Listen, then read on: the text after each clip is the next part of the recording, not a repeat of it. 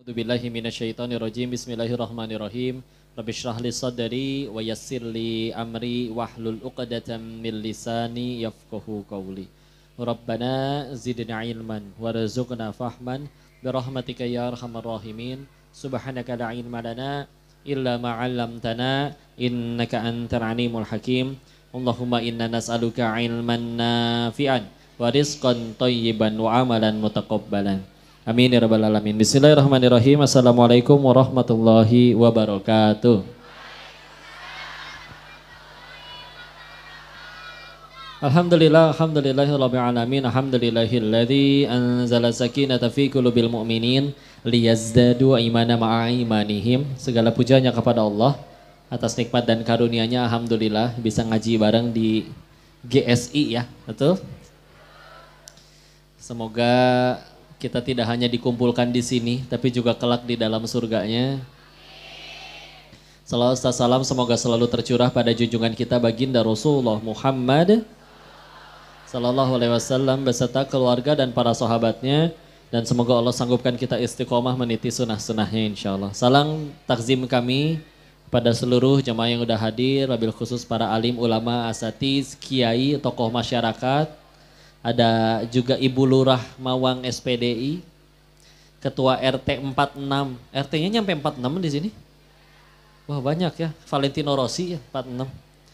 Bapak Bayu Kusuma, Ketua DKM Musola An-Nur, Bapak Nur Kholis, Ketua PC Salimah Cikupa, Dr. Valentin, Ketua Majelis Talim An-Nur Umi Erin, dan yang belum disebutin, maafin saya ya. Karena yang paling penting mah dimuliakan oleh Allah, bukan disebut sama si Koko ya. Si Koko mah kieu we, engkongko biasa ya. Biasa juga jualan HP ya, engkongko mah. Ibu mau tuker tambah?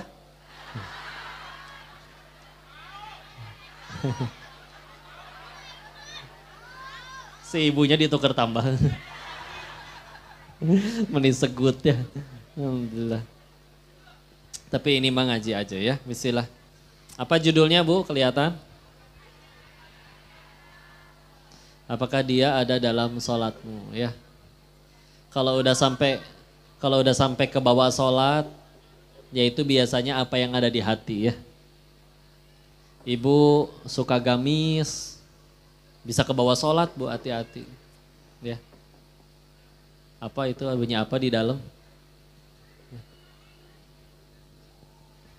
Nah, lanjut ya.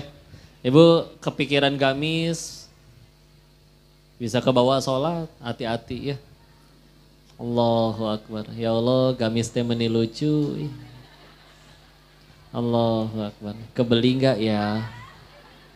Sami Allahu liman hamidah. Si papa kan mau ngasih uang belanja. Allahu Akbar. Temen aku juga mau bayar utang. Allahu Akbar. Mana lagi diskon? Allahu Akbar. Tapi diskonnya terakhir hari ini. Allahu Akbar. Sekalian jemput si Ade nih ya. Astagfirullahaladzim. Astagfirullahaladzim. Assalamualaikum, assalamualaikum, assalamualaikum, assalamualaikum, assalamualaikum, assalamualaikum. Ketukar zikirnya. Ya. Keinget gamis ya. Makanya kok biar khusyuk kita beli dulu gamisnya. Nah, bisaan ibu-ibu ya. Ya udah bismillah. Enggak cuman sholat. Aduh, kenapa itu ada yang kecerit? Ya. Ya, wajar ya anak-anak. Kalau misalnya bapak-bapaknya yang teriak-teriak baru aneh. Ya, alhamdulillah. La ilaha illallah, apa artinya? Tiada Tuhan selain Allah. Padahal Tuhan dalam bahasa Arab itu Rabb. Ya, Rabbi, Tuhanku. Rabbana, Tuhan kami, ya. Kalau ilah berarti apa? Kayak contoh di surat An-Nas, ilahin nas. Ilahnya artinya adalah sesembahan manusia, ya. Nah, sesembahan adalah artinya ilah. Nah, ilah ini nanti maknanya meluas, termasuk salah satunya adalah apapun yang mendominasi hati kita. Jadi kalau misalkan isi hatinya Allah, ya dia baru ngambeknya, baru sedihnya ketika dia nggak tambah dekat sama Allah. Kalau misalkan ya dia sholat sih kok, tapi ketinggalan sholat nggak nangis. Tapi waktu duitnya hilang baru nangis, berarti di hatinya duit. Ya. Atau kok dia sholat kok, kita pernah lihat KTP-nya Islam. Waktu kampanye juga selalu datang ke pengajian, kampanye doang tapi ya. Dan begitu akhirnya beres, ketinggalan sholat gak nangis, tapi waktu gagal nyalek kok gila, ya udah berarti di hatinya. Gitu. Sampai pernah ada orang nanya kayak gini, Pak, kok 2023 itu bagi saya tahun yang sial. Saya tanya, kenapa sial Pak? Karena saya diturunin jabatan. Loh, setahu saya Bapak di tahun itu naik jabatan 3 kali, turun cuma 1 kali, kok sial? Dan Ibu pasti kenal orang di luar sana. Saya juga ngeliat ada orang yang seumur hidup gak pernah menjabat apapun. Enggak tuh, gak ngambek. Jangankan direktur kayak Bapak. Menjabat ketua grup WA aja gak pernah.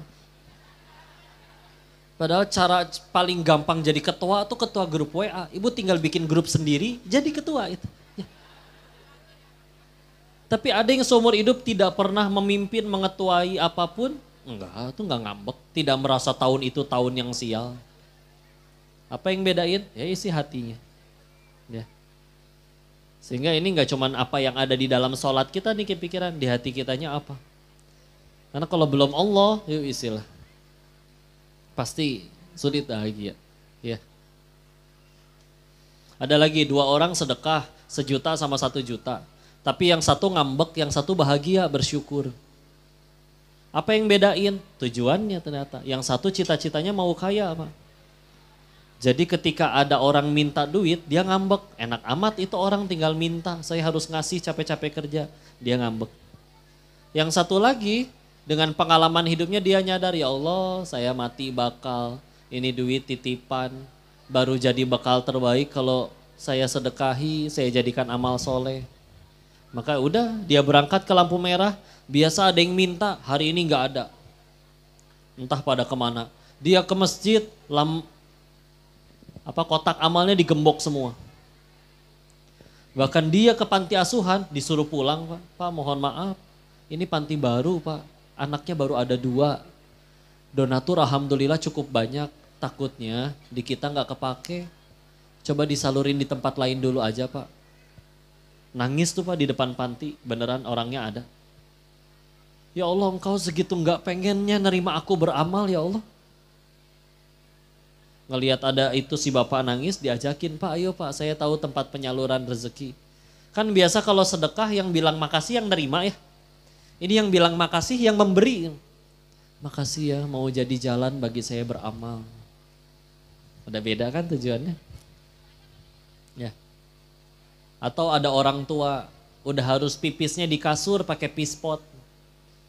Dan pipisnya sering. 5 menit sekali bangunin anaknya, nah ibu mau pipis, nah ibu mau pipis. Kadang gak enak ke anaknya, nah maafin ibu ya nah. Harus ngurus ibu 5 menit sekali bangun. Coba jawaban anaknya malah kayak gini. Gak apa-apa mama, berarti 5 menit sekali aku dapat pahala. Nah, ya Allah. Apa yang bedain?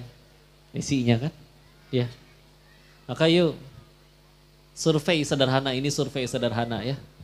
Apa kita semua punya keinginan? 2, apa Allah juga punya keinginan? Punya. Allah punya keinginan untuk kita selamat, kita bahagia, makanya diturunin Rasul. Ngasih kabar gembira, ngasih info untuk cara selamat. Hidup baik dunia akhirat. 3, dari lahir sampai detik ini jujur, banyakan mengejar yang Allah suka atau yang kita suka? 4, udah lebih banyak ngejar yang kita suka, bahkan sebagian udah tercapai, kenapa masih sulit bahagia? Maka harus berapa kali patah hati atau kecewa lagi dulu, baru sadar bahwa ternyata bahagia itu adanya pada apa yang Allah suka, bukan yang kita suka. Kita sih ngejar yang kita suka melulu, padahal kata siapa baik ya. Yang muda-muda nih, udah tahu di WA gak pernah dibales. Dicari kalau pas lagi ada butuhnya aja. Masih ditangisin. Buat apa? Mana yang muda-muda? Dek, semua tuh gimana prioritas ya. Kalau ada yang nanya, kok gimana cara bisa hafal Quran? Syaratnya satu, mau. Kalau benar-benar mau, pasti dia prioritasin waktu. Contoh gini deh, kalian pesan ojek online di depan pasar. Maka dari sekian banyak chat yang masuk, pasti kita buka chat dari tukang ojek duluan. Iya dong, karena dia lagi ditungguin, lagi jadi prioritas. Gak mungkin misalnya Senin balasnya Kemis, gak pulang-pulang. Meskipun itu WA banyak dari grup gibah, dari macam-macam. Ya. Tapi yang dibuka duluan pasti dari tukang ojek. Karena dia lagi jadi prioritas. Ini Bu, kalau nanti ada yang ngelihat anaknya galau, ngeliatin WA terus gak dibalas-balas, bilang, itu bukannya dia sibuk nak, cuman kamu belum jadi prioritasnya dia aja. Nah.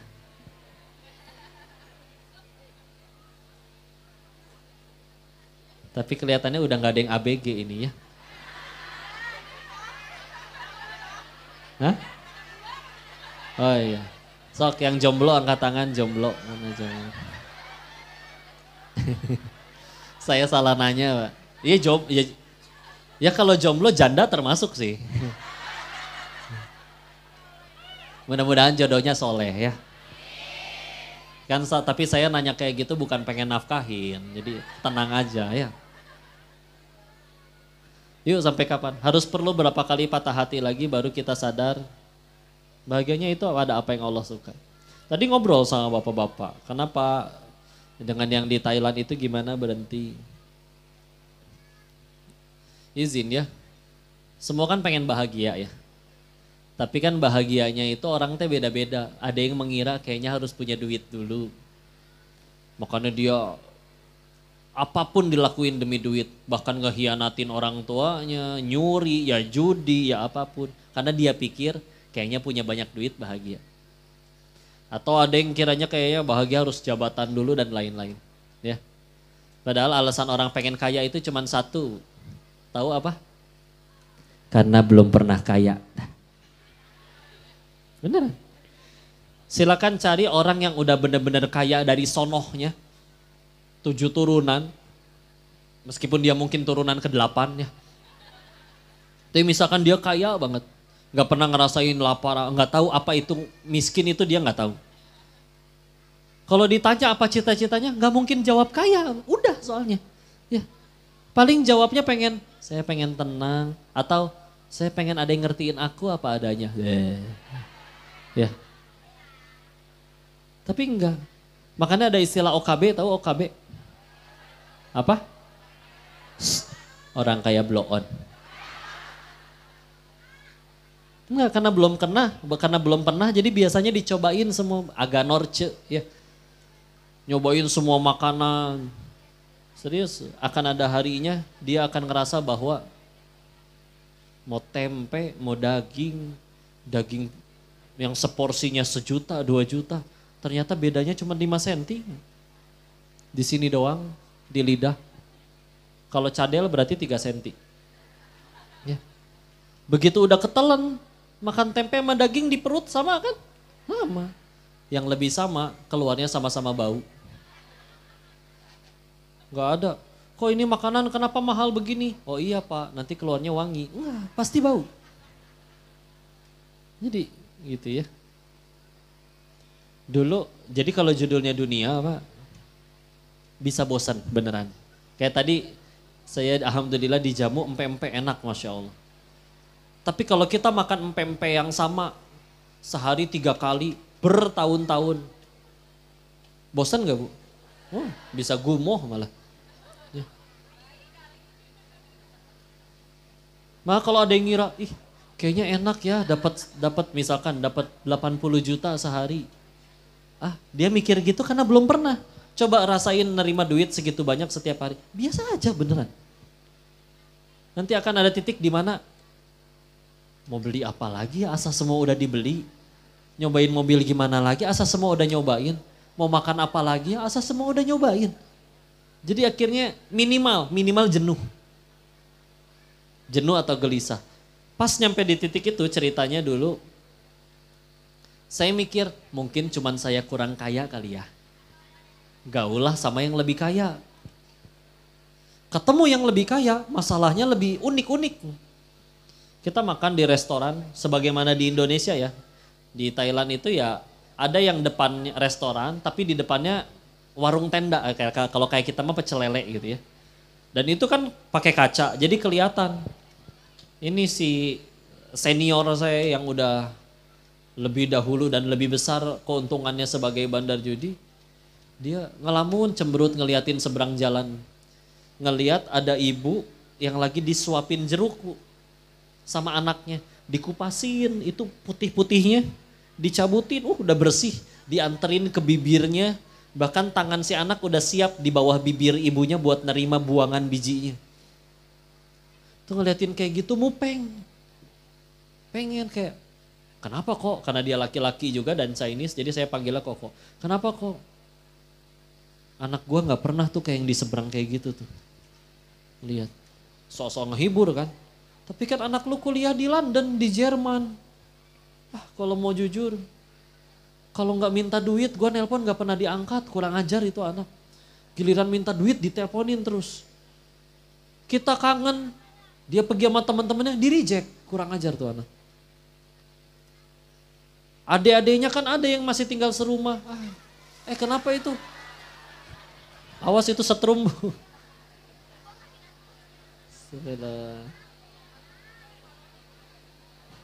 Ada Bu, istighfar, astagfirullah.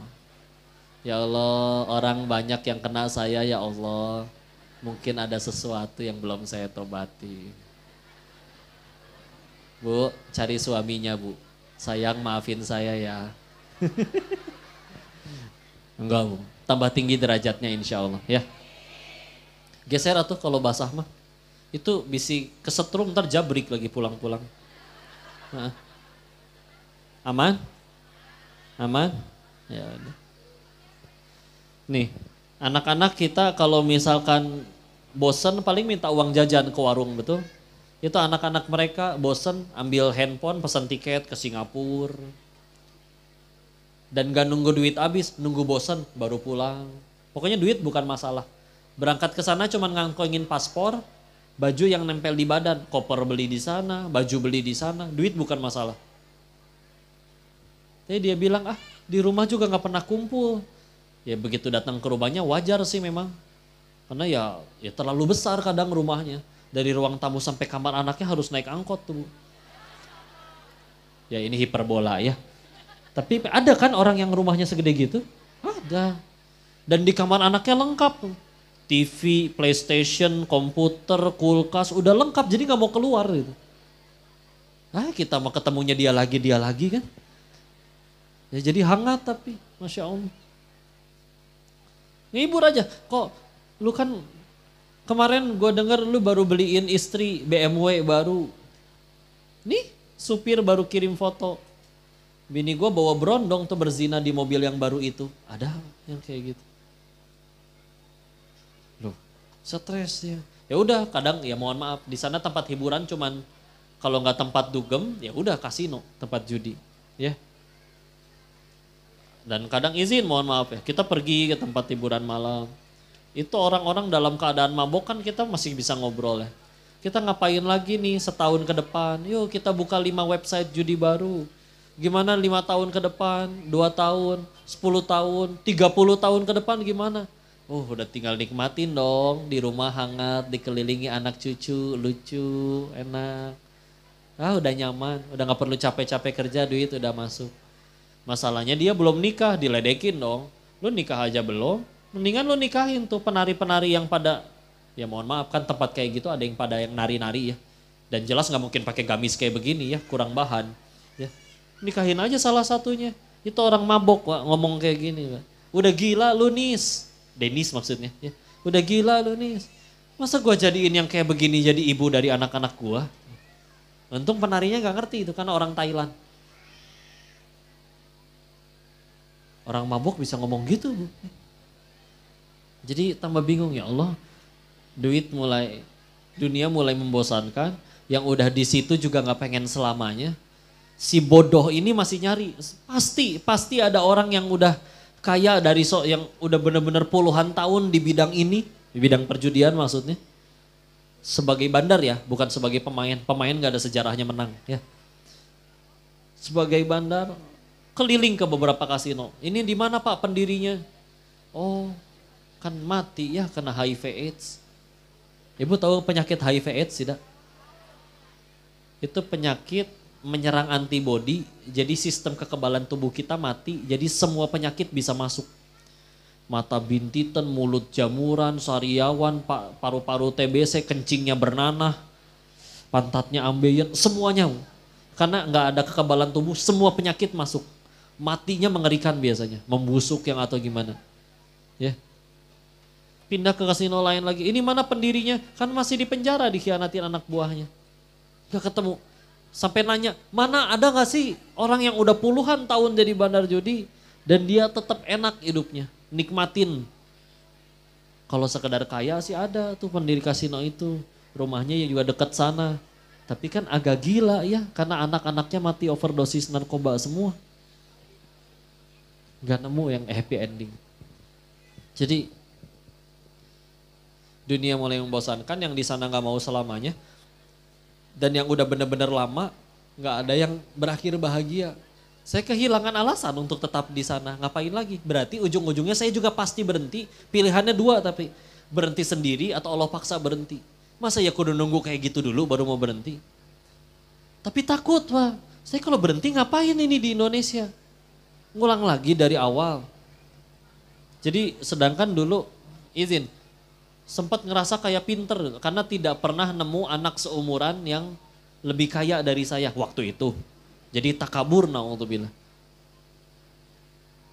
Tapi ketika harusnya dihadapkan kepada berhenti, kalau berhenti di Indonesia mau ngapain? Takut, bingung, nggak tahu mesti ngapain. Lagi takut kayak gitu, tahu harus berhenti tapi takut mau ngapain. Jadi suka ngelamun. Kadang kalau ngelamun ya bosan kan kita main handphone ya. Bukalah YouTube. Masih di kasino, di tempat judi, di kantor. Kan YouTube juga kalau begitu dibuka sebelum masukin pencarian apa-apa udah ada muncul video kan. Yang video yang muncul waktu itu Allah takdirin yang muncul kok video Agim. Potongan pendek yang takut sama rezeki tonton ini. Ih menimpa sekian. Ya, tonton sebentar. Yang ngomongin janin itu Bu inget. Jadi janin itu dalam perut ibunya kan belum bisa sholat, belum bisa kerja, belum bisa ngapa-ngapain. Tapi ibunya makan jengkol, makan pete, makan apapun. Tubuh olah, nutrisinya diambil, ampasnya dibuang, disalurin ke plasenta, ke ari-ari itu, tali pusar, nyambung ke si bayi, tumbuh. Kan pertanyaannya satu, itu si janin yang nyari rezeki atau rezeki yang datengin janin? Rezeki datengin janin, ya. Maka kamu udah gede, bisa kerja, bisa minta, bisa mohon sama Tuhanmu segitu ragunya sama Allah. Ah asik, kayak digampar ya tadi. Karena ngerasa, ya juga ya kok hal kayak gitu aja gak masuk akal. Tutup YouTube-nya, buka browser, pesan tiket, tiket.com, udah pulang. Nyantren we udah. Waktu pulang, jadi waktu itu gak bisa langsung pulang hari H, ada jeda 10 hari. Sampai akhirnya pulang, sekaligus ngeberesin semuanya. Sambil nunggu itu saya baca-bacain janji Allah tentang orang yang tobat, yang hijrah ya. Kan ngerasa, wih luar biasa ya. Kalau ngelakuin ini bakal begini dan gitu-gitu. Masih bawa duit lagi. Jadi masih ada sisa uang di sana meskipun tinggal beberapa ratus juta doang ya. Ya tapi kan haram Pak. Emang mau duit haram?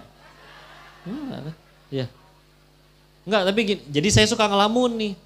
Jelas saya bukan nabi, tidak bisa ngobrol dengan Allah, tapi suka ngelamun kayak begini. Ini murni lamunan saya doang ya. Dia suka ngelamun kayak, mungkin Allahnya ngomong gini ya. Katanya mau tobat. Masa uang haramnya masih disimpan. Gak sanggup ya ngebuangnya ya. Iya ya Allah, terlalu melekat di hati. Tenang, akan kukirimkan bala bantuan. Jadi saya banyak ditolong orang. Siapa orang yang datang nolong? Tukang tipu datang semua, ya. Ya Allah, jangankan nyari bisnis, begitu nyampe juga pada banyak yang nyamperin. Bro, akhirnya lu pulang, inget gak kita teman sekolah dulu? Tapi lu di Indonesia mau ngapain kalau berhenti yang di sana? Wah gimana, gue bawa proposal nih, ada bisnis. Tinggal taruh duit segini, tiap bulan keuntungannya segitu. Menguntungkan bukan? Kata saya teh, apa ini jawaban dari hijrahku? Naon nih bu? Terus begitu ditransfer sampai hari ini, tidak terlihat lagi batang hidungnya, hilang. Ada yang sama-sama jujur, dibikin gak laku, bangkrut. Intinya mah abis lah. Nol lagi. Saya waktu itu tinggal di Bandung. Ada CFD ya, Car Free Day di Dago. Jadi kalau Car Free Day saya jongkok di trotoar jualan kaos kaki 10 ribuan. Ya. Kalau ada pengajian saya suka minta izin jualan, siapa tahu ibu-ibu pulang beli. Boro-boro ceramah mah. Udah gitu pandemi kan orang nggak boleh jualan ya. Pengajian kayak gini aja kan dulu nggak boleh kan waktu pandemi kan. Yang lowongan tambah banyak waktu pandemi apa coba sob? Kurir. Karena orang pada mesen online. Ngelamar kerja, masuk kerja di JNT. Jadi saya tiap hari lagi, ini siang-siang kayak ini lagi naik motor dulu mah. Bawa paket, 67 paket, 70 paket. Ngetok-ngetokin pintu, tok tok tok. Tukang belanja pak. Dikit-dikit check out nih biasanya nih. Ya. Dan dulu mah gak ada begitu buka pintu, kok Denis? Siapa elu boro-boro ya. Yang ada timpuk aja udah lempar. Orang pandemi kan gak mau ketemu orang. Udah lempar. Di jalan baru inget, oh iya COD belum bayar saya tak. Nalangin. Jadi istri teh nggak tega waktu itu. Udah deh ngajar aja. Ya berhenti, akhirnya ngajar tahfiz, tahsin di SMA, di sekolah-sekolah, pagi di sekolah mana, siangnya di mana. Ya gaji ada yang ngasihnya 500.000, ada yang 2,5 juta sebulan. Ada gitu. Dan ngambek lah intinya mah. Percuma orang teh nonggeng sujud naon beak kieu, habis semua. Mendingan gue balik lagi. Tapi beneran akhirnya nanti sampai di satu titik bahwa iya ya, itu teh pertolongan. Sisa uang haramnya jadi nggak ada yang kemakan. Buang sendiri nggak sanggup. Ya udah ditolong. Coba apa jadinya tobat hijrah sambil makanin duit haram, nggak akan bener. Tapi buang sendiri nggak sanggup ya udah. Cuman kenapa saya ngambek? Sederhana. Tuhannya saya bukannya Allah, Tuhannya duit. Makanya ketinggalan sholat nggak nangis, hilang duit nangis. Ya kan? Sahabat-sahabat Nabi banyak kehilangan duit, pada nangis? Enggak. Nangisnya ketika, ya Allah tadi malam aku tidak tahajud. Ya. Kayak udah istilah. Karena sahabat Nabi yang kaya ada, yang tidak kaya ada. Yang tidak kaya pun bukan karena nggak sanggup kaya, karena ngerasa lebih mudah dekat sama Allah kalau aku tidak kaya. Tapi bahagianya sama Allah. Bukan pas dunianya ada atau dunianya hilang, bukan. Maka yuk. Terus kita mau gimana atau kapan atau pengen bahagianya terus. Kalau misalkan di hatinya masih belum Allah terus. Ya. Jadi ya sudah. Ya. Ibu panas gak di situ Bu? Aus gak? Itu ada es teh. Berapa segelas? Bagiin tuh semuanya. Kalian. Jadi Bu. Hah? Pengen jualan juga.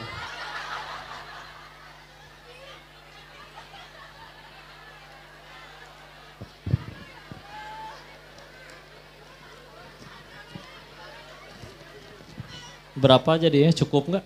Ini ada 200. Pak titipin ya. Kasihin ke Bapak ST.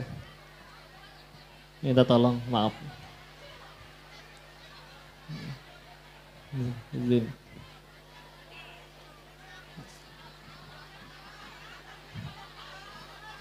Kesini kemana? Emang ibu jualan apa?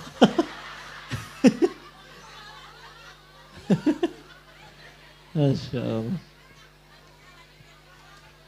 Udahlah, ingatnya Allah ya. Saya di sini ada yang main judi online nggak?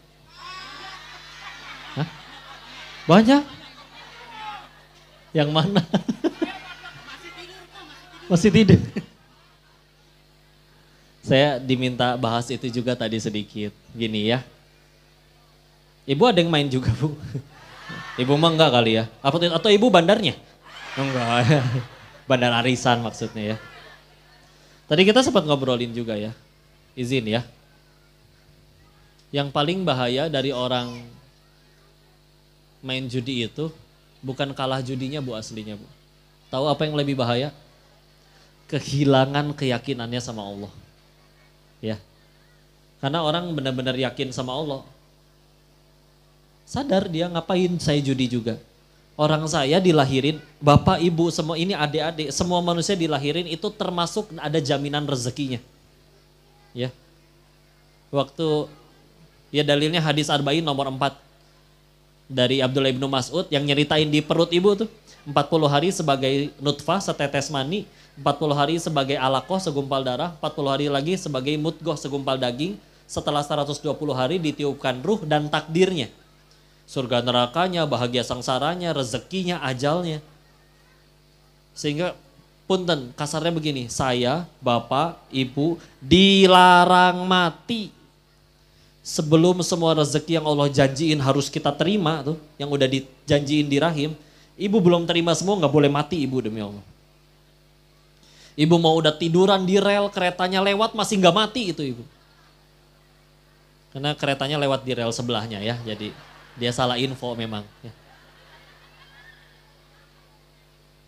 Apakah karena salah KAI-nya? Bukan, belum takdir. Udah terkapar di ranjang pun masih ada rezekinya, masuk lewat infus. Ya. Kan dia yakin, aku dijamin. Fakta tentang rezeki, kita kan kadang mikirnya gini ya Pak, aduh kok kalau yang halal tuh ketaker, gaji saya sebulan misalkan 4 juta. Kalau saya sambil main judi atau sambil jualan narkoba, misal apapun yang Allah haramin ya, kan dapatnya lebih banyak. Salah. Rezeki itu faktanya begini, kalau kata Allah rezeki Bapak bulan ini 1 miliar Pak, demi Allah mau halal mau haram tetap dapat 1 miliar Pak. Beneran. Landasannya ini kisahnya Ali bin Abi Thalib. Beliau minta pemuda buat bersihin kuda. Ditinggal sholat, beres sholat kudanya ada, tapi pemudanya hilang, dan pelananya dudukannya tuh buat pijakannya hilang juga. Ya udah beliau pergi ke toko kuda pengen beli yang baru. Nyampe salah satu toko Pak, ngeliat kayak kenal tuh, jadi nanya punten, nggak punten juga kan beliau orang Arab ya, ya biar lebih gampang ngertinya maksudnya. Jadi ya afwan gitu ya. Ditanya, Bapak dapat dari mana ini tadi pelana? Oh ada pemuda jual. Boleh saya tahu Bapak kasih uang berapa ke pemuda itu? 1 dirham katanya. Kata Sayyidina Ali dalam hatinya, demi Allah yang jiwaku ada dalam genggamannya, beres sholat pun aku mau ngasih 1 dirham. Tapi lihat tuh, si pemuda gak sabar. Wah ditinggal sholat, sahabat Nabi teh kalau sholat pasti lama nih. Kan gak kayak kita kuliah kulhu melulu, ini mah Ali ya. Sholatnya pasti lama. Mana tidak dikasih tahu bakal dikasih duit. Jadi ya udahlah. Mendingan saya colong. 1 dapat duitnya lebih cepat dan 2 bisa jadi lebih banyak. Tapi kata Allah rezekinya 1 dirham Bu. Dia keliling sekian toko. Jawabannya sama. Mau enggak deh. Kalau mau 1 dirham. Kalau enggak bawa ke toko lain. Ya udah deh Pak. Daripada enggak laku diterima 1 dirham. Tapi dia dapat 1 dirham plus dosa. Kalau dia milih sabar, dapatnya 1 dirham plus pahala. Mana yang lebih untung? 1 dirham plus dosa atau pahala? Ya. Maka dapatnya nominalnya sama kan? 100 dikurangi biasanya ada yang 1. Ntar dulu kok. Itu ada yang 300 T cuma 6,5 tahun. Ya. Gak usah sebut nama ya. Kita ambil hikmahnya aja. Kok ada yang korupsi tetap dapat duitnya? Punten ya, kalau Allah nggak izinin itu dipakai, gampang mati duluan juga bisa. Mungkin orangnya mikir, cuma 6,5 tahun, dendanya cuma 1 M. Ibarat ibu punya duit 3 M, dendanya 1 juta. Nih mana karasa. Ya. Yes, begitu bebas masih banyak duitnya. Jangankan bebas, yakin malam ini masih ada umur kalau mau jujur?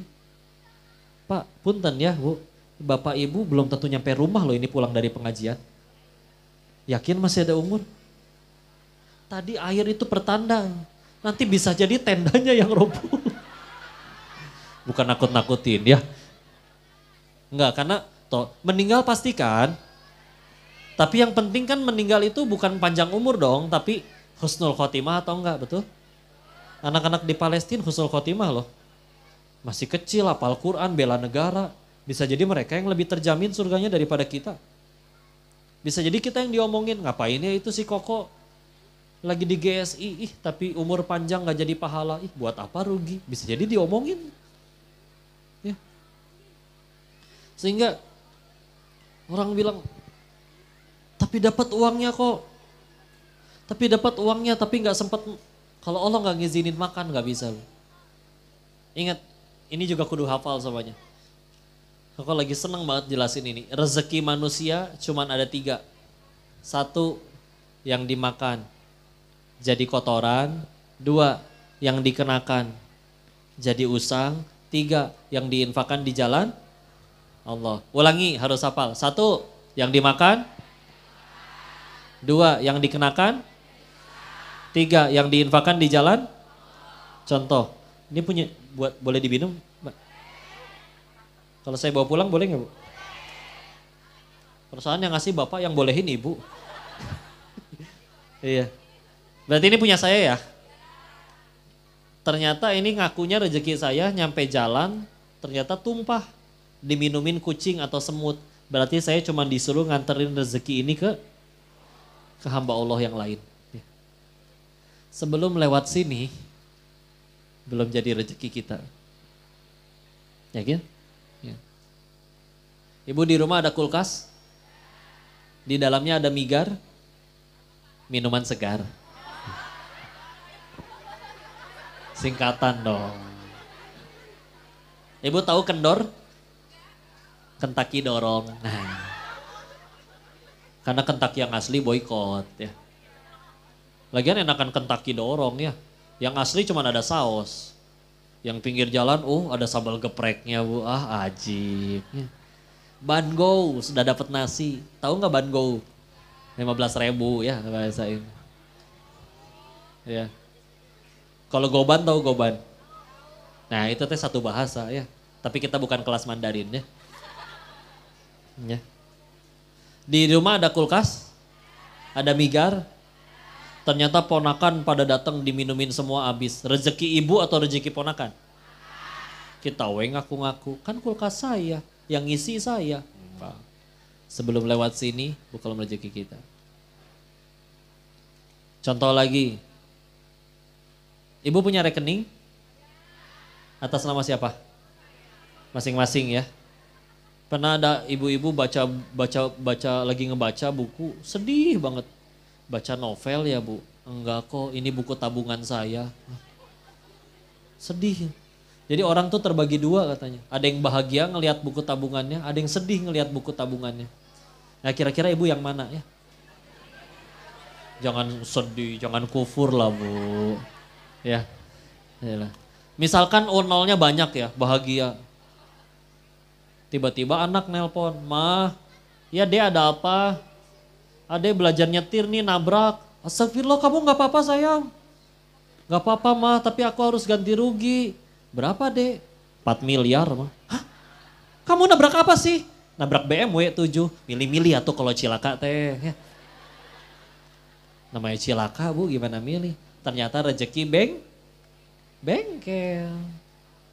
Ngaku-ngaku kita di rekening. Duitnya gak pernah lihat, cuman angka doang.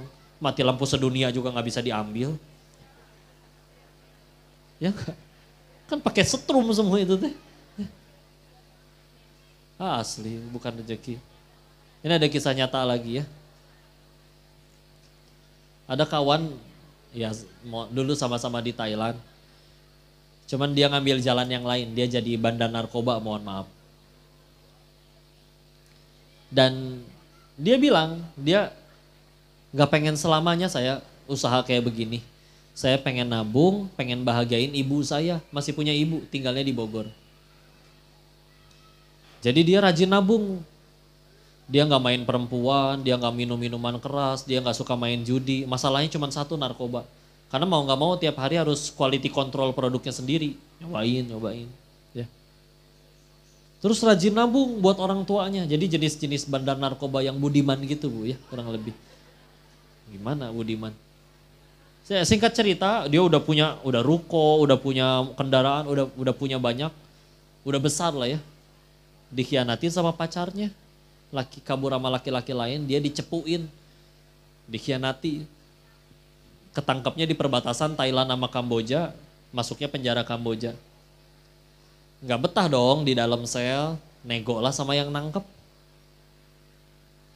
Namanya, izin ya, saya nyebutnya oknum ya, karena pasti masih banyak polisi yang soleh ya. Tapi ini lagi ketemu yang tidak soleh, oknum. Nominal yang diminta untuk ngebebasin, itu senilai tabungan dia 5 tahun jadi bandar narkoba. Bebas sih bebas Bu, tapi ngelamun. Buat apa selama ini gue nabung 5 tahun lewat doang.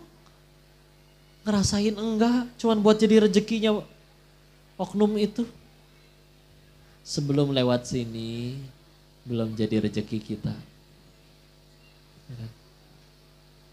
Bingung. Menang judi ini, enggak, kalau bukan rezeki kita. Kebeli motor, Allah nggak ngizinin pakai motornya, besoknya kalah judi lagi, dijual cepet. Ada orang, kan kadang juga ya, saya pernah tahu ada guru ngaji, soleh, pengen punya motor buat ngedukung dia ngajar ngaji kemana-mana, tapi cuma punya uang 4 juta, Pak. Mana dapat motor baru, ya nggak? Satu ketika ya dia doa, ya Allah saya butuh motor ya Allah buat dukung dakwah saya. Satu ketika ada yang nawarin motor baru beli 22 jutaan, dijual cepet, asal dapat uangnya sekarang.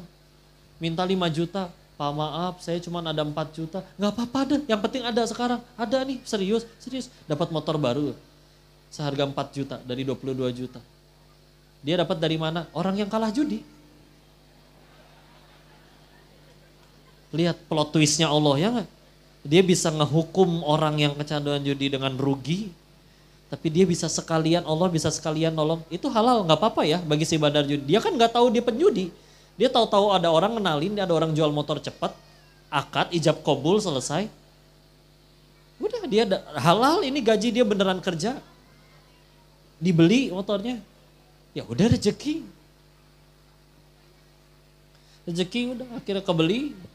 Motor 22 juta kebeli 4 juta.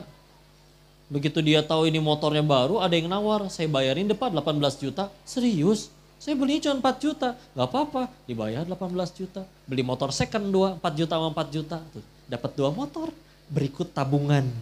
Ada sisa 10 juta. Allah udah mau nolong mah, coba Bu. Ya. Ya gitu, banyak kisah kayak begitu. Ya. Saya pernah pengajian di Jepang, ternyata di Jepang banyak orang Indo. Dan kebanyakan kerjanya disebutnya kaigo. Kaigo itu perawat. Jadi ngerawat kakek-kakek, nenek-nenek. Karena di sana lagi krisis pemuda. Orang-orangnya gak mau nikah. Mohon maaf ya, berhubungan badan mau tapi nikah gak mau. Karena bagi mereka nikah apalagi punya anak itu kebodohan. Karena buat apa? Mereka pengen yang lucu-lucu, mendingan miara kucing katanya. Pengen putu, mohon maaf pelampiasan biologisnya, pacar atau mohon maaf tempat hiburan. Akhirnya pada gak mau nikah sampai begitu dilihat, saya nyampe bandara, naik taksi, kakek-kakek semua, nenek-nenek semua, krisis pemuda. Dan akhirnya ya panti jompo itu laku banget. Karena kalaupun punya anak, anaknya gak mau ngasuh, dibiarin ada perawat, ada pantinya. Ataupun bahkan ada yang memang dia dirasuh karena gak punya anak cucu tapi kaya. Jadi akhirnya namanya orang disayang kali Bu ya. Ada nenek-nenek, udah sepuh, dan dulu dia cantik, karir, kaya, tapi gak mau punya suami, dianggap ngapain, takutnya mau kondo katanya. Udah gitu, ya udah Diasuh sama ada orang Kebumen. Dia mandiin, mohon maaf nyebokin, kontraknya 2 tahun. Begitu 2 tahun kerja kan izin pulang ya. Bilang ke majikannya mau pulang. Nanti saya yang ngurus siapa?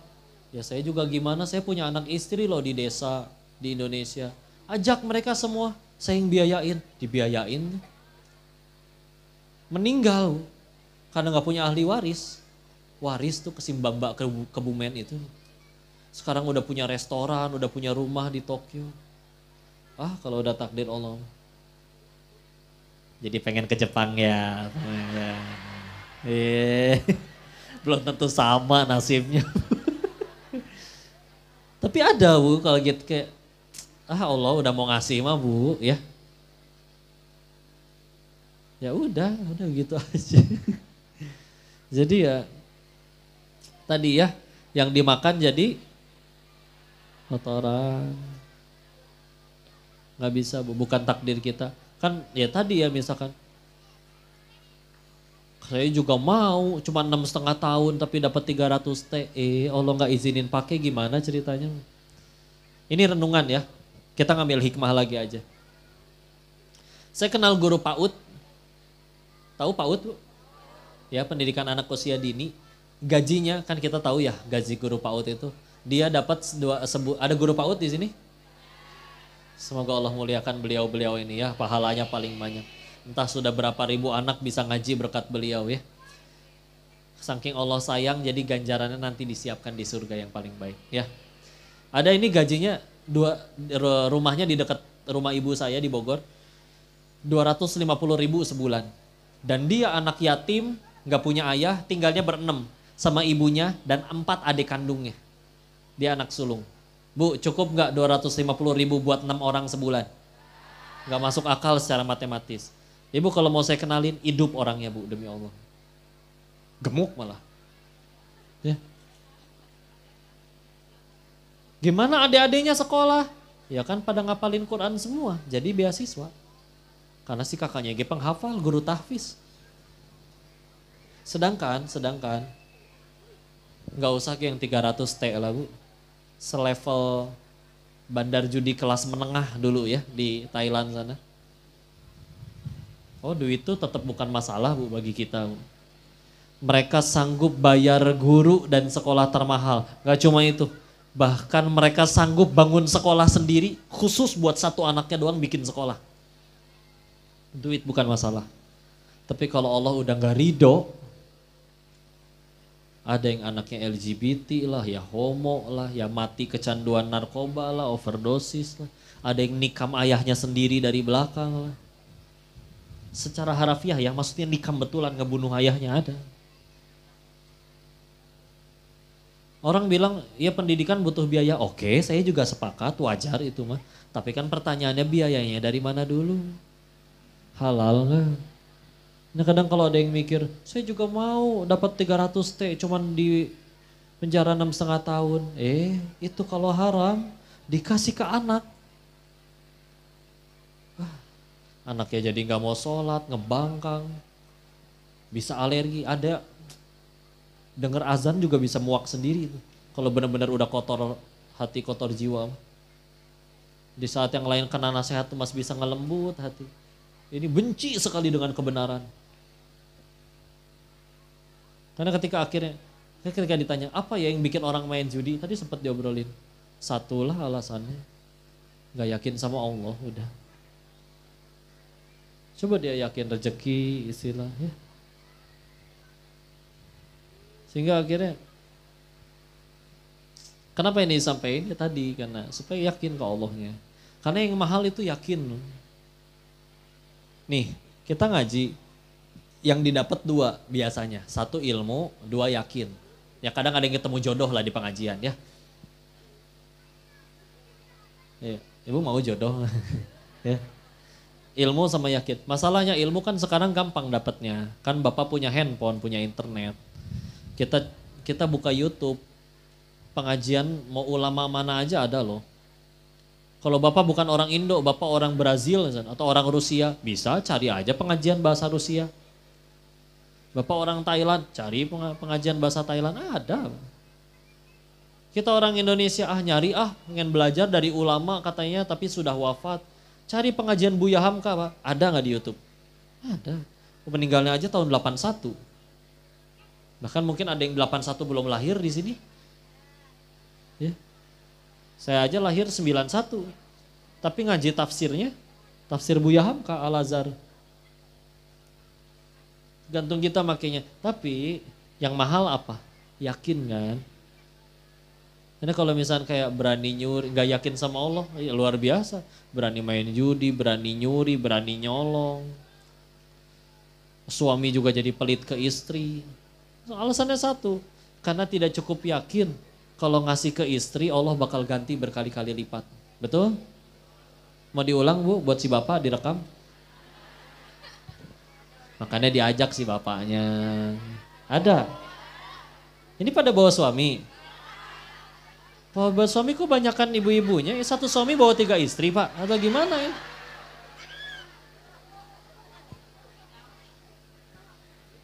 Istilah ya.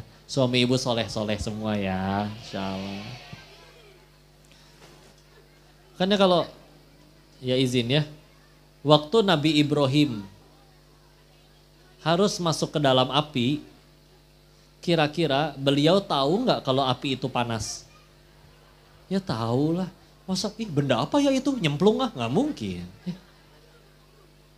Tapi daripada yakin api itu panas, beliau lebih yakin tentang 3 hal. 1, kalau kata Allah saya bakal mati, gak usah pakai api ini juga pasti mati saya. Gak usah tenda roboh, gak usah speaker jatuh. Ya. Kedua, kalau kata Allah saya gak akan mati, mau api, mau tenda roboh, mau meteor jatuh, mau gempa bumi, mau tsunami, mau gunung meletus, gak akan mati. Keyakinan yang ketiga, kalau saya udah ngelakuin ini untuk Allah, tetap mati, pasti Allah ganti dengan sesuatu yang jauh lebih baik. Beliau yakin tentang 3 hal itu daripada yakin api itu panas. Maka bismillah, hasbunallah wa ni'mal wakil, ni'mal maula wa ni'man nasir. Allah jadikan api dingin untuknya. Udah, ya. Sehingga yakin. Kan kalau dibilang ilmu, udah pada tahu. Bu, kira-kira Bu, semua orang yang pada korupsi, mereka tahu nggak sih kalau misalkan korupsi itu jahat? Tahu lah, mana ada orang ditangkap KPK. Bapak kenapa korupsi? Oh, nyolong duit rakyat tuh nggak boleh. Masa ya gitu jawabnya? Atau suami selingkuh, digerebek sama istri sama anak-anaknya di hotel. Ditanya, abang kenapa selingkuh bang? Masa dia jawab, tidur sama istri tetangga tuh gak boleh. Masa gitu? Yang dicabok itu mah. Udah pada tahu kan? Yang kurang apanya? Yakinnya. Sok atuh sing yakin ke Allah. Nih, ibu juga ada orang minta tolong ke ibu pengen minjem duit. Tapi ibu diremehin kan? Datang nih ke rumah, Bu, punten ya, ini mah saya langsung aja, saya perlu duit 10 juta, tapi ngelihat muka ibu kayak gak punya duit ya Bu ya. Coba Bu, dipinjemin apa diusir Bu? Usir. Ya kadang kita gitu tahu ke Allah. Gak pernah ngomong gitu, iya tapi Allahnya terakhir. Bukti gak yakin kan? Ada masalah WA sana sini dulu, gak ada yang bisa bantu, baru ambil wudhu sujud. Ya Allah. Jujur, ibu punya temen, tapi giliran senang-senang sama grup yang ono, giliran ada masalah baru nyari ibu. Coba Bu, jiwa julid ibu bergejolak kan?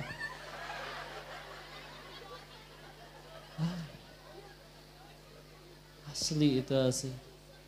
Itu orangnya datang, ibu nunjuknya udah nggak pakai tangan lagi, udah pakai bibir.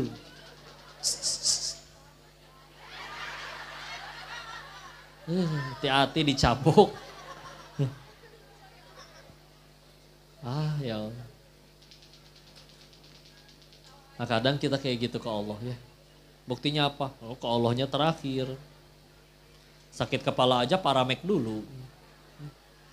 Begitu sembuh, bukannya alhamdulillah malah ini emang dahsyat nih obatnya. Elah. Sembuh karena paramek atau karena Allah Bu?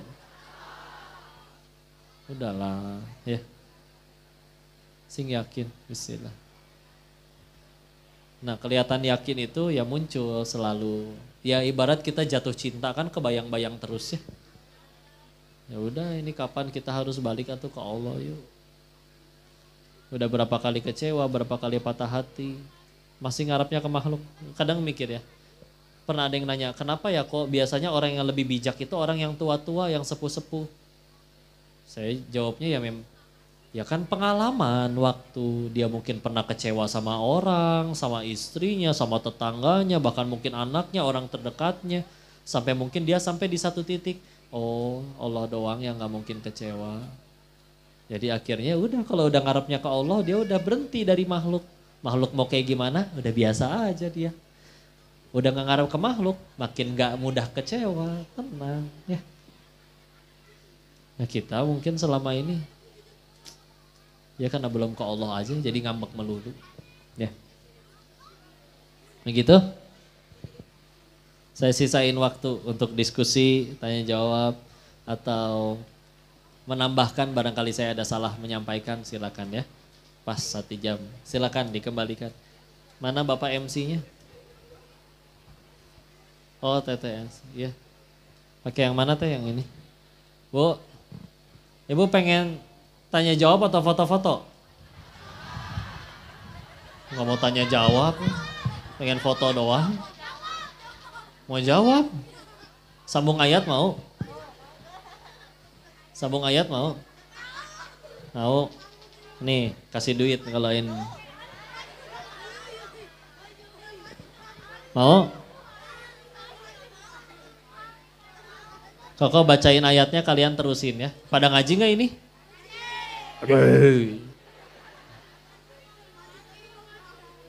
Sok duduk dulu yang tenang adem ya. Teruskan ayat ini ya. Angkat tangan dulu baru maju. Ntar dikasih. A'udzu billahi minasyaitonir rajim. Wa ma tafarraqal ladzina utul kitaba illa min ba'di ma ja'atuhumul bayyinah. Anak kecil mana? Ini ada yang mau saya. Sini. Mau naik boleh, dari bawah boleh. Iya. Kelas berapa adek? Namanya siapa? Itu gampang. Kelas 5. 5, namanya siapa? Namanya Citra. Citra, yuk silakan teruskan ayatnya. A'udzu billahi minasyaitonir rajim. Bismillahirrahmanirrahim. Wa ma umiru illa liya'budullaha mukhlisina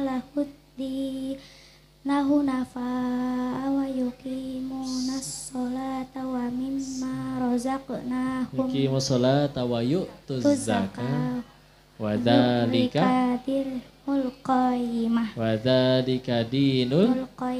Mumtaz barakallah. Nih.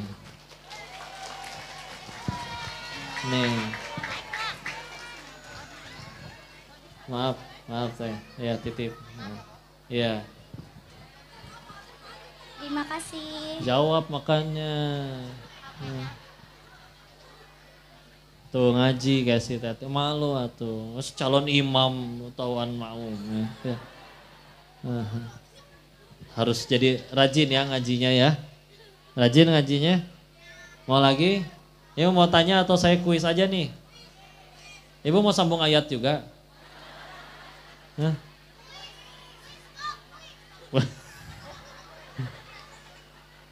Iya. Sok terserah MC lah, ini abis ini apa terserah. Saya minum dulu ya, izin. Ya baik, kepada jamaah sekalian, tadi sehubung dengan informasi dari Ustadz Qohdani Muslim, kita akan buka sesi pertanyaan. Mungkin satu sesi berapa kok? Ya, silahkan bagi satu pertanyaan yang ingin mengajukan pertanyaan, silahkan angkat tangannya dan mungkin mohon maaf yang sebelah kiri dulu.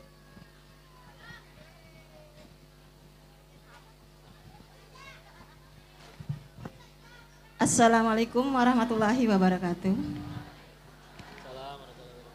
Kokoh, saya mau nanya. Ini ada apa pengalaman ya? Kebetulan suami saya itu dalam Kebetulan apa takdir? ya takdirnya. Ya, qadarullah. Ya. Suami saya itu satu keluarga itu agamanya tidak muslim semua. Tidak muslim semua? Iya. Oh iya. Iya. Terus? Terus kebetulan ibu dari... Kebetulan apa takdir? Takdir. Takdir. Mertua saya itu, ibu dari suami saya itu, dia berkeyakinan, saya waktu itu sangat nanya agama ibu apa dulu manggilnya saya Simbo ya. Agama Simbo sebenarnya apa? Kan dia kerja sama orang Cina di Glodok sono. Iya. Saya ngikut tuan saya gitu. Iya. Maaf ya, kata saya kan sebagai menantu, saya lancang.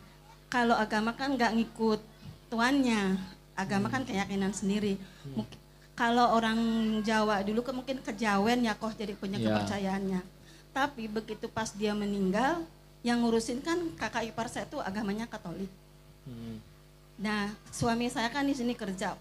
Pas begitu meninggal itu, kata beliau, kakak saya itu, katanya Simbo itu waktu meninggal itu katanya mau masuk Katolik. Padahal kan orang udah gak bisa ngomong kok. Gak bisa ngomong, Simbo ikut saya ya gitu secara meninggalnya itu. Jadi secara meninggal itu prosesi pemakamannya itu secara Katolik. Nah, yang saya tanyakan, saya sebagai menantu dan anaknya suami saya itu, kita selalu mendoakan secara agama kita ya kok ya. Nah, sedangkan kan di agama Islam lakum dinukum waliyadin ya kok ya. Nah, apakah setiap saya dan suami saya mendoakan itu, apakah bisa sampai atau tidak amalan yang kita, misalnya setiap sholat 5 waktu kita selalu mendoakan. Itu yang saya tanyakan kok. Dan saya punya keyakinan, itu saya sebagai menantu dan anak itu kewajibannya ya kok ya, kita harus mendoakan. Tapi masalahnya apakah itu sampai apa tidak? Gitu aja kok. Terima kasih. Assalamualaikum warahmatullahi wabarakatuh. Waalaikumsalam warahmatullahi wabarakatuh. Kalau masalah sampai atau tidak, kan itu hal goib ya. Ya terserah Allah, Allah yang sampai haknya Allah gitu. Maka kalau hal-hal yang seperti itu ya kita kan perlu dalil yang datang dari Allah atau juga misalkan dari hadis-hadis sahih. Memang kalau misalkan kepada orang yang berbeda akidah non muslim, ya ada larangan untuk mendoakan. Sebagaimana Nabi Ibrahim pun dilarang mendoakan ayahnya. Ya. Makanya Rasulullah juga sedih sekali ketika akhirnya di akhir hayatnya Abu Thalib kan, ucapkan satu kalimat ini yang dengan satu kalimat ini aku bisa bersaksi membelamu. La ilaha illallah. Udah cukup. Udah. Tapi kan tidak kan. Sehingga akhirnya mendalam itu kesedihannya. Ya. Karena ya begitulah. Kalau kepada yang non muslim dan kita tahu memang dia non muslim, ya memang kalaupun doa yang paling baik adalah doa dimintakan hidayah. Dan kalau misalkan masih hidup masih bisa kita doakan, tapi sebaik-baiknya doa adalah doakan hidayah. Kalau sudah wafat, yang saya ketahui ada larangannya untuk supaya tidak boleh mendoakan yang non muslim. Tapi ya semua upaya kitanya udah dakwahin dia selagi beliau hidup, ya itu tidak ada yang sia-sia. Karena misalkan ya ada yang dakwahnya ketemu dengan orang-orang yang non muslim ya, kayak mungkin kalau di Indonesia Kodonditan ya, atau kalau di luar ada Dr. Zakir Naik ya. Kan kalau mau jujur beliau meninggal nggak ditanya sudah berapa orang yang kamu mualafin, kan enggak kan. Tapi ya selagi niat dakwanya lillahi ta'ala, perjuangannya luar biasa, nggak akan ada sedikit pun yang disia-siakan. Bahkan kalau misalkan 30 tahun berdakwah nggak ada satupun yang masuk Islam, karena lisannya tetap jadi pahala, tetap selagi niatnya lillahi ta'ala. Ya. Ya, jadi sebetulnya enaknya urusan sama Allah, ya itu dia. Kita nggak pernah disuruh untuk mengubah manusia. Tugas kita, fadzakir innama anta mudzakir. Ingatin, tugas kamu hanya mengingatkan. Lasta 'alaihim bimusaitir, engkau tidak berkuasa di atas yang lainnya. Ya. Maka kalau memang manusia dikasih kemampuan oleh Allah untuk mengubah manusia lainnya dengan pasti mutlak, maka seharusnya satu dunia udah soleh semua berkat dakwah Nabi. Tapi ternyata kan pamannya beliau sendiri enggak. Karena memang perintah kita menyampaikan. Ya. Cuman bisa nyampein. Orang jadi baik setelah dengar nasihat kita, ya Allah yang ngubah, kita nggak usah ngaku-ngaku. Orang nggak jadi baik selagi niat kita lillahi ta'ala, tetap jadi pahala amal soleh. Dan ya begitulah, ketika wafat kita tidak akan ditanyai kelakuan orang, ditanya kelakuan masing-masing. Kenapa kita tidak mendakwahi mungkin akan ditanyakan, karena tapi mungkin kita punya ilmunya, ada waktu untuk mendakwahi tapi tidak kita sampaikan. Yaitu diminta pertanggungjawaban karena itu perbuatan kita. Tapi terserah nanti setelah disampaikan, dinasihati orang itu akhirnya seperti apa, ya itu udah di luar kuasa kita. Jadi ya dakwah itu baru jadi akan berat kalau kita mewajibkan orang harus jadi soleh gara-gara kita. Oh itu pasti berat dakwah. Tapi kalau misalnya kita sadar ya udah tugas kita nyampein, orang berubah nggak berubah selagi niatnya lillahi ta'ala, caranya benar, tetap jadi pahala juga kok. Ya udah isinya. Kalau dia masih punya anak cucu keturunannya ya udah didakwahin juga itu. Mudah-mudahan hidayah datang, nanti syahadat, nanti mu'alaf bismillah. Ya. Wallahu a'lam bishawab. Cukup? Ada lagi? Oh, bagaimana Bu? Cukup? Ya. Kita coba ke ya, Ibu bisa maju? Itu mau nanya atau dadah-dadah doang?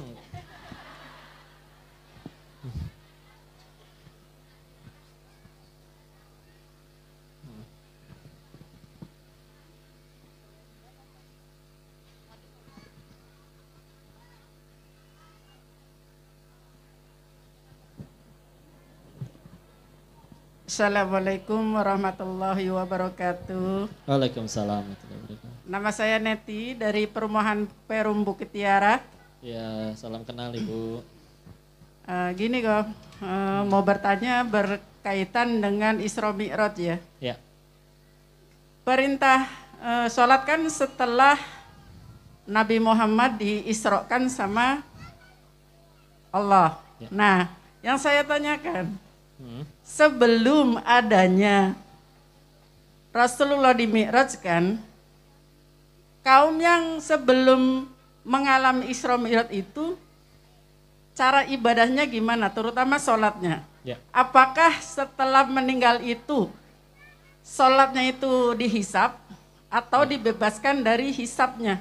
Ya. Nah, sebelum adanya zaman Kanjeng Nabi, kan belum ada perintah sholat tuh. Apakah setiap zaman itu ada perintahnya sendiri-sendiri ataukah sama dengan yang diperintahkan sama Kanjeng Nabi Muhammad setelah Allah mi'rajkan? Ya. Kiranya cukup sekian. Wassalamualaikum warahmatullahi wabarakatuh. Waalaikumsalam warahmatullahi wabarakatuh. Masya Allah ya. Yang 5 waktu itu pas Isra Mi'raj ya. Itu sudah tahu semuanya. Nah Isra Mi'raj itu ada perlu waktu beberapa tahun sampai akhirnya kan itu terjadinya setelah Khadijah radhiyallahu anha wafat dan juga Abu Thalib wafat. Ya. Yang di zaman Nabi, sholat apa yang paling pertama disyariatkan? Yang pertama, ketika surat-surat yang awal-awal turun, pertama kan Iqra bismi rabbikal ladzi khalaq. Itu beliau jadi nabi, belum jadi rasul. Karena ayat 1-5-nya itu belum ada perintah menyampaikan. Bedanya nabi dan rasul kan, nabi dapat wahyu dari Allah untuk dirinya, rasul dapat wahyu dari Allah untuk disampaikan. Berarti kapan jadi rasulnya? Gak lama setelah itu turun surat 74 Al-Muddathir ayat 1-7. Ayat keduanya kum fa'anzir, bangkit dan berikan peringatan. Ya. Sebelum itu ada riwayat menyebutkan turun dulu satu surat sebelumnya, surat 73 Al-Muzammil. Ya ayyuhal muzammil qumil laila illa qalila nisfahu aw yanqus minhu qalila aw zid 'alaihi warattilil qur'ana taratila. Ayat keduanya sama kan? Kum, bangkit, min laila, dari sebagian malam, ila qalila, kecuali cuma sedikit. Rasul diminta bangun di tengah malam. Kapan bangunnya? Nisfahu, setengahnya atau kurangi sedikit, awin kusminhu qalila. Disuruh ngapain bangun tengah malam? Tahajud. Lebih dulu disuruh tahajud. Sholat malam. Jadi sebelum akhirnya yang Isra Mi'raj itu emang sholatnya sholat malam. Ya. Gimana dengan nabi-nabi sebelumnya? Saya pernah dengar kajian Ustaz Abdul Somad, beliau membawakan ada riwayatnya. Kalau dulu di zaman Nabi Sulaiman, sholatnya berdiri beliau. Mungkin gerakannya beda. Dan memang penjelasan tentang itu tidak banyak. Kalaupun ada, sebagian ada yang riwayat Israiliyat. Riwayat Israiliyat itu kisah-kisah dari orang Bani Israel yang kata Nabi, beliau menyebutkannya, jangan kalian imani, tapi juga jangan kalian dustakan. Jadi banyak beberapa hal itu datangnya dari Israiliyat. Biasanya nama, contoh. Yang wanita yang ngegoda Nabi Yusuf, namanya siapa? Zulaikha. Itu di riwayat Islam, di hadis nggak ketemu. Adanya kisah Israiliyat dulu, itu di kisahnya orang Bani Israel, juga ada kisah Nabi Yusuf itu. Nah, nama wanitanya yang ngegodanya namanya Zulaikha. Kalau sekedar nama, nggak apa-apa diambil. Ya. Tapi tidak bisa dijadikan syariat. Itu kan hanya nama. Ya. Nah, ada lagi yang menyebutkan kayak seperti puasa di zamannya Nabi Musa itu diwajibkannya 40 hari. Nah, kalau di zamannya Nabi Daud sehari puasa, sehari enggak, sehari puasa, sehari enggak. Makanya disebut puasa Nabi Daud. Ya. Makanya kalau ketahui sholat, mereka didirikan sholat. Tapi mungkin gerakannya ada yang beda, waktunya ada yang beda. Dan berarti gimana kalau misalkan ada seperti itu? Ya kita tetap ikut yang paling akhir. Karena apa yang disampaikan di Al-Quran dan juga diturunkan kepada Rasulullah itu yang paling muktakhir. Ibarat yang udah penyempurnaan. Ya. Makanya kan pernah ada pertanyaan kayak gini. Ada ini nih katanya yang tidak bisa dipastikan bahwa katanya Nabi Khidir, gurunya Nabi Musa itu masih hidup. Benarkah itu? Ada guru kita ngejawab kayak gini.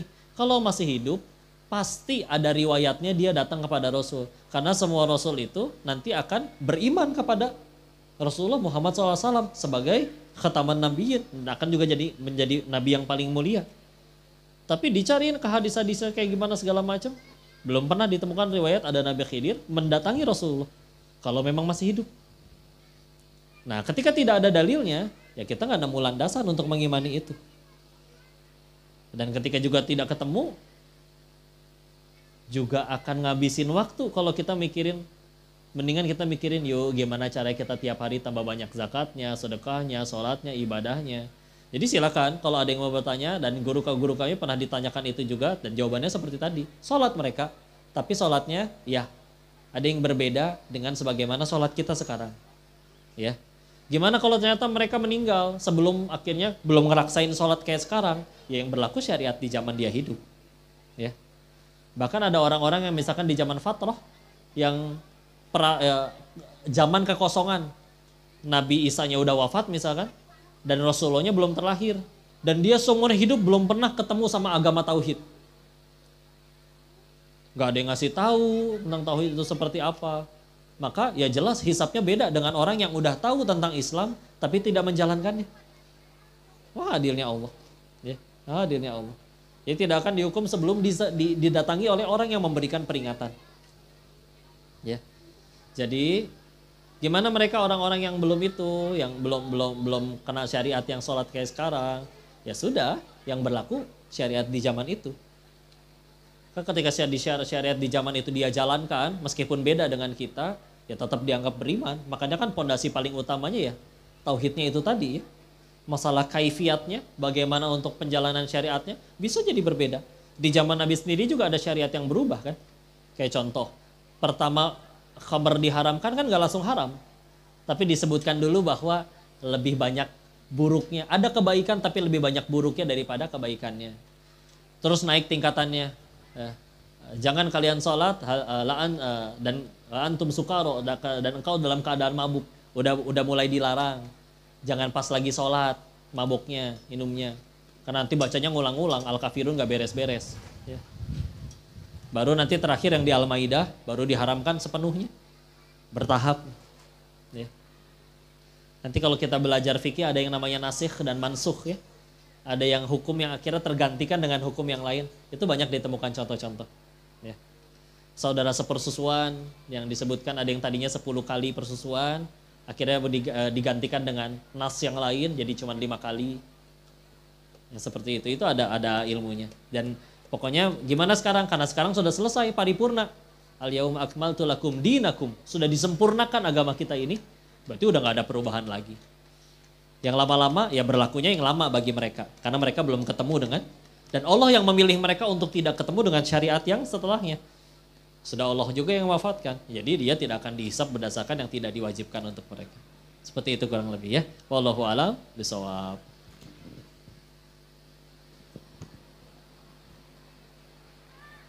Ya, demikian ya Bu untuk jawabannya. Baik kok, untuk selanjutnya kita buka satu lagi atau cukupkan? Satu lagi boleh kok. Ya, baik, silahkan jamaah yang ingin bertanya satu lagi. Ya, silahkan Ibu.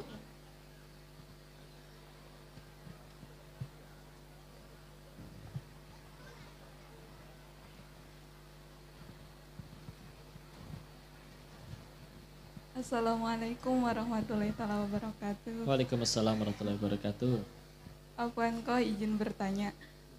Dulu ada seorang guru yang berkata kalau misal ada perempuan yang berjilbab ataupun pakai cadar, terus si perempuan itu melakukan sesuatu yang di luar syariat Islam gitu, maka lebih baik buka aja jilbabmu.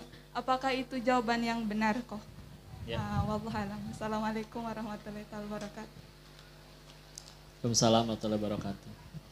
Kita husnuzon ya, berbaik sangka. Mungkin maksudnya malu atau sama ya tadi mungkin kerudungnya. Kenapa malu? Karena malu kan sebagian dari iman. Contoh, kita lagi malas baca Quran, terus datang ke suatu rumah pada ngaji semua, masa kita main game sendirian, nonton bola sendirian, kan malu kan? Mungkin maksudnya gitu, walaupun mungkin cara penyampaiannya mungkin nyelekit ya.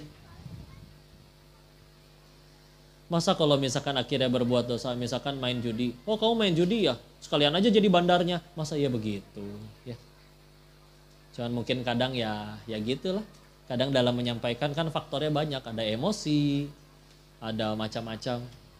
Yang kau tahu mah, Allah itu nggak pernah benci dengan pendosa, cuman benci sama dosanya. Kalau yang dibenci pendosanya, kan kita semua nggak ada yang luput dari dosa. Sedangkan kata Allah di surat 35 Fatir ayat terakhir ayat 45 pas sebelum Yasin, walau yu'akhidullahu nas bima kasabu ma taraka ala dhahriha min dabbah.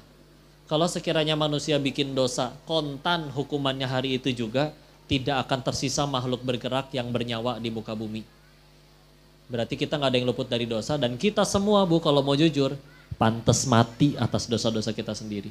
Pertanyaannya kenapa masih ramai kayak begini? Walakin yuakhiruhum ila ajalim musamma. Lanjutan ayatnya, akan tetapi Allah akhirkan untuk mereka sampai waktu yang ditentukan. Jadi kalau kita habis bikin dosa nggak mati, Kak, berarti Allah lagi nungguin kita tobat, lagi ngasih kesempatan.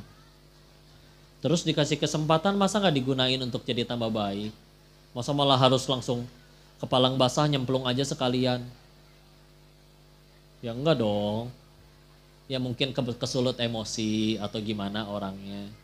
Bahkan mau berkeyakinan kayak gini ya, setiap kali kita beres dosa nggak mati, maka hal paling pertama yang harus kita lakuin adalah ya tobat, sholat tobat kalau bisa, jadi baik. Diampunin gak kok? Kalau Allah gak pengen ngampunin, gampang. Matiin aja kita waktu lagi maksiat. Ini kenapa masih pada hidup? Yang ngomong aja banyak dosanya tapi gak mati.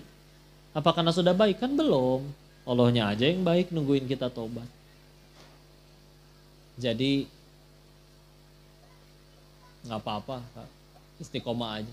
Salah lagi, tobat lagi. Salah lagi, tobat lagi. Kalau Allah nggak mau ngampunin, saya udah mati. Udah tenang aja. Dikatain orang, Allah ngaji, sok soleha, sok alim, jawab.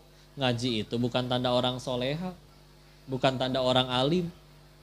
Tapi tanda pengen jadi soleha. Pengen jadi alim. Berhasil nggak? Nggak tahu. Allah tolong ya jadi. Allah nggak tolong kita nggak bisa apa-apa. Yang kita tahu kalau Allah udah benci sama kita, gampang matiin aja kitanya pas lagi maksiat. Kok abis maksiat kita nggak mati? Ya udah, Allah berarti masih kasih kesempatan. Ingat yang berhak jadi hakim cuman Allah, bukan mulut orang. Enaknya ketemu orang soleh itu, jangankan salah, pasti dibenerin. Kita ketemu orang soleh asli, datang bawa dosa aja, malah dirangkul tuh. Yuk kita sama-sama jadi baik. Aku juga gak suci dari dosa, tapi yuk sama-sama jadi baik. Aku juga pernah bikin dosa, terus Allah ampuni. Masa orang lain bikin dosa, kitanya udah baik jadi membuat orang lain gak bisa diampunin? Gak. Surga luas kok. Surga luas. Jadi udah fokus ke Allah aja.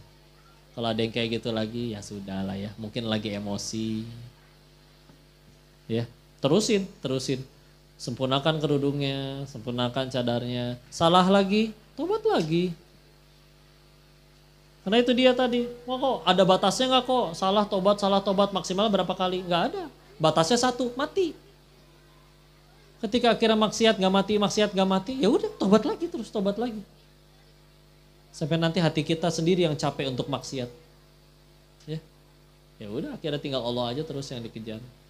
Nah tadi berdasarkan ayat tadi kalau Allah emang udah nggak suka, jangankan nyuruh kita buka kerudung, kita langsung mati detik itu juga masih dalam keadaan berkerudung juga bisa kok. Pertanyaan tadi kan, kenapa nggak mati?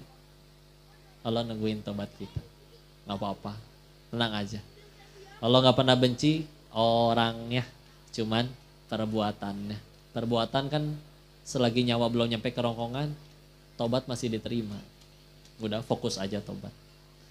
Itu buat pecutan aja untuk supaya tiap ingat dosa, aduh pengen futur nih, tapi enggak yang lain itu kan nggak pernah bikin dosa sebanyak saya dosanya lebih banyak, masa nggak mau ibadah lebih banyak, ngaji lebih banyak, berpakaian lebih syar'i, malu akhirnya taat lagi, ya jadi bahan bakar untuk terus tambah taat, ya nggak apa-apa. Bismillah, semoga Allah berkahi. Bismillah ya. Allahu a'lam bishawab. Sudah 3 ya? Pas ganjil. Ya. Iya, baik, terima kasih banyak. Jazakallahu khair kepada Koh Denis atas jawaban-jawaban dari pertanyaannya. Jamaah sekalian, berhubung waktu kita sudah tepat di 14.30, Koh Denis akan segera turun panggung dan akan ke tempat yang selanjutnya. Sebelumnya mohon izin Koh untuk pimpin doa sebelum ditutup.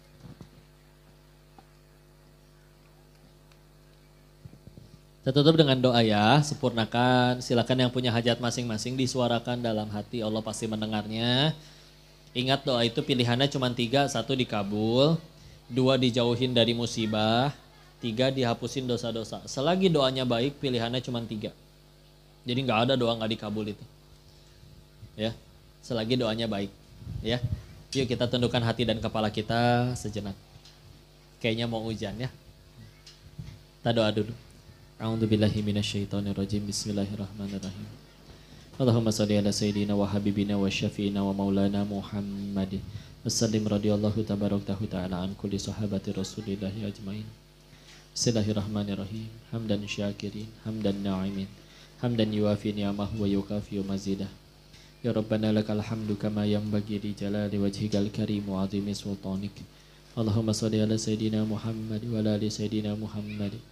Allahumma ighfir lil muslimina wal muslimat wal mu'minina wal mu'minat al ahya'i minhum wal amwat. Allahumma ighfir lana wa li walidina warhamhum kama rabbawna shighara. Ya muqallibal qulub tsabbit qulubana ala dinik. Allahumma a'inna ala dzikrika wa syukrika wa husni ibadatik. Ya Allah, berkahi majelis ini ya Allah. Ajarkan ilmu yang bermanfaat saja bagi kami ya Allah. Jadikan sisa usia kami hanya mengejar ridho-Mu saja ya Allah. Ya Allah, terima kasih mengumpulkan kami di taman surga ini ya Allah, majelis ilmu ini. Dan izinkanlah kami tidak hanya dikumpulkan di sini, tapi kelak juga di dalam surga-Mu ya Allah. Ya Allah, ini hamba-Mu yang takut atas dosanya sendiri ya Allah. Takut atas ganjaran atas perbuatan kami sendiri ya Allah. Tapi yang kami tahu punya kuasa mengampuni dosa hanya Engkau ya Allah. Dan yang kami tahu Engkau lebih luas ampunannya daripada murkanya ya Allah. Dan bahkan Engkau pun lebih selalu membahagiakan umatnya ya Allah. Bahwa Engkau tidak pernah mengecewakan umat-Mu, hamba-Mu sama sekali ya Allah. Maka terimalah taubat kami ya Allah. Jangan biarkan kami wafat dalam keadaan tobat kami belum Kau terima ya Allah. Jangan Kau biarkan kami wafat dalam keadaan dosa kami belum Kau ampuni ya Allah. Kami mohon juga ampuni dan sayangi orang-orang yang kami sayang ya Allah. Kalau mungkin ada keluarga kami yang belum mau sholat, belum mau menutup aurat, Engkau yang menggenggam hati mereka ya Allah. Anugerahkan kami hidayah ya Allah. Anugerahkan kami hati yang selalu bahagia apapun takdir-Mu ya Allah. Anugerahkan kami hati yang qanaah atas apapun ketentuan-Mu ya Allah. Ya Allah, bagi yang belum punya pasangan, anugerahkan pasangan yang solih-solihah. Bagi yang belum punya keturunan, anugerahkan keturunan yang solih-solihah, yang hafiz-hafizah. Rabbi habli minas solihin, Rabbi habli miladunka zuriyatan thayyibatan innaka sami'ud du'a. Rabbi la tadharni fardan wa anta khairul warithin. Rabbi ij'alni muqimas shalah wa min zurriyyati rabbana wa taqabbal du'a. Allahumma inna nas'aluka ridhaka wal jannah wa na'udzubika min sakhatika wan nar. Allahumma inna nas'aluka husnul khatimah wa na'udzubika min su'il khatimah. Anugerahkan kami husnul khatimah ya Allah. Anugerahkan kami istiqomah. Anugerahkan hati kami hidayah. Dan kami mohon selamatkan saudara-saudara kami di Palestina ya Allah. Hancurkan musuh-musuh Islam yang menjajah, menzolimi mereka ya Allah. Jadikan syahid dan husnul khatimah saudara-saudara kami yang harus wafat di sana ya Allah. Ya Allah, anugerahkan kami iman seperti mereka ya Allah. Malu kami ya Allah. Kami seringkali gelisah hanya karena rupiah. Mereka bersimbah darah untuk menggapai jannah ya Allah. Ya Allah, izinkan kami menjadi hamba-Mu yang Kau ridhoi ya Allah. Dan izinkan kami menjadi hamba-Mu yang wafat dalam keadaan husnul khatimah ya Allah. Rabbana atina fid dunya hasanah wa fil akhirati hasanah wa qina adzabannar. Subhana rabbika rabbil izzati amma yasifun. Wassalamun alal mursalin walhamdulillahi rabbil alamin. Kasih Bapak Ibu yang dirahmati Allah.